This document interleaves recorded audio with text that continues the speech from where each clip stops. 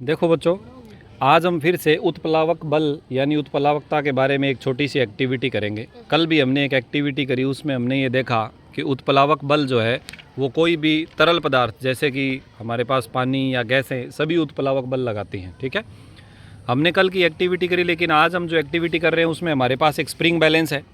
इस spring balance में जो ये राइट साइड की ये है ना बेटे, ये जो हमारे पास स्केल है, इस स्केल में हमें ग्राम दिखाएगा। वैसे इन्होंने यहाँ छोटा जी लिखना चाहिए था, बड़ा जी लिखा है, तो लेकिन ये ग्राम में रीडिंग दिखाएगा।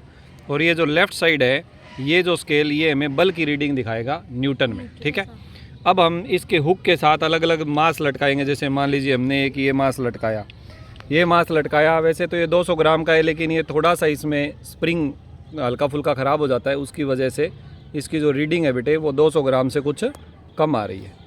ठीक है ना। और जब हम इसको पानी में डुबोएंगे तब इसकी जो रीडिंग है वो 200 ग्राम से और कम हो जाएगी। आप ध्यान से देखना, जब हम इसे पानी में डुबोएंगे आप देख रहे हैं कि ये अब थोड़ा ऊपर चला गया है ना। Yes sir. समझ आया? Yes sir. तो इससे ये पता चलता है, अब देखो हम जैसे बाहर निकालेंगे ये वापस नीचे आ जाएगा। Yes sir. आ गया? Yes sir. हल्का सा फ़र्क पड़ा है, लेकिन अब हम दूसरी बॉडी लगाएंगे। लगाओ बेटे, इसमें हुक से निकाल के दूसरी बॉडी लगाओ। उसका क्षेत्रफल ज़्यादा है, क्षेत्रफल ज़्यादा है, तो हम देखते हैं कि क्या इस बात से कोई फ़र्क पड़ता है। देखो पहले तो इसका नॉर्मल जो द्रव्यमान है वो देखते हैं। इसका द्रव्यमान हमारे पास 200 से कुछ कम है, लगभग 175-80 ग्राम के आसपास है। ठीक है जी। अब हम इसको पानी में नीचे भेजते हैं तो देखते हैं कि क्या होगा। देखो बेटे कितना कम हो गया ना, यस सर। लगभग।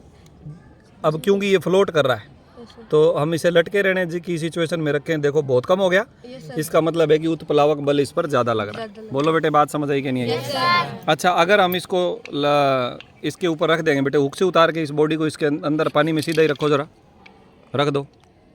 अब ये डूबी नहीं, इसका मतलब ये है बेटे कि इस वस्तु का जो घनत्व है वो पानी से कम है। अब दूसरी वस्तु ये भी रख दो बेटे, दोनों का द्रव्यमान तो लगभग बराबर ही था, रख दो। वो नीचे चली गई, वो डूब गई, इसका मतलब उसका घनत्व क्या है, पानी से ज़्यादा है। जो वस्तु डूब जाएगी उसका घनत्व पानी से ज़्यादा, जो नहीं डूबी उसका घनत्व पानी से कम। एक बात बताओ बेटे, अगर द्रव्यमान जिसे हम, अरे बेटा सुनो ध्यान से, अगर जो द्रव्यमान है अगर वो डूबने का कारण होता तो द्रव्यमान तो लगभग दोनों वस्तुओं का बराबर ही है। उसका भी 200 ग्राम के आसपास है, इसका भी 180 ग्राम के आसपास है। तो यहाँ पर द्रव्यमान जो है वो कारण नहीं है डूबने का या तैरने का। कारण क्या है? घनत्व। घनत्व अगर पानी से ज़्यादा तो वस्तु डूब जाएगी, घनत्व अगर पानी से कम तो वस्तु तैरती रहेगी। बोलो बेटे, बात समझ आई क्या? Yes sir. तो हमने क्या पढ़ा? एक तो उत्प्लावकता के बारे में और दूसरा घनत्व के बारे में। समझ आया? Yes sir. ठीक है जी।